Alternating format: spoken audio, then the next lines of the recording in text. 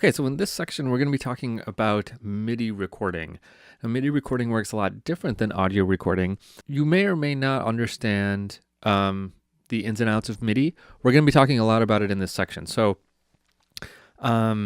just to kind of dive in on a quick overview, MIDI, when we record MIDI, we're only recording messages. And it's a little weird to think that way, but what MIDI means is, well, first of all, let's just rewind back to the very beginning and just kind of blaze through some of this.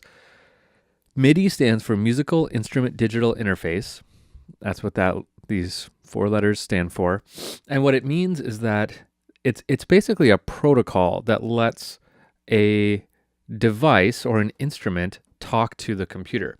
So when I have a MIDI keyboard in front of me, as I do now, and it looks like a piano and I can play it and do all kinds of fun stuff, I can play and the computer only records what my fingers did, right? So when I press down on a note, it sends a message down the USB cable or the MIDI cable, whatever I'm doing, and says, hey, Ableton, the guy pressed note number 61 and he pressed it this hard. He pressed it 100 hard. It puts a number on all those things.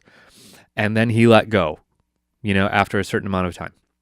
That's what comes down it. There's no sound that's transmitted in that message.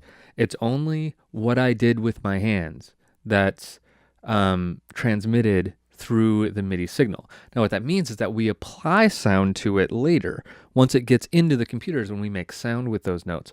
So that has big advantages for us, because what that means is that we're not committing to any specific sound when we record. We're only really committing to notes and rhythms, which are very easy to change. So we're not committing to very much.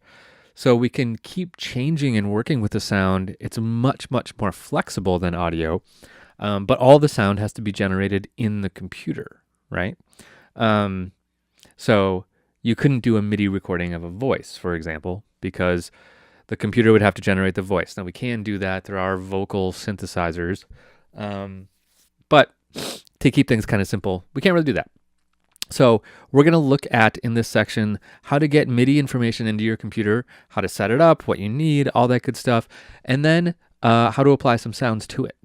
Cool? So let's dive right in.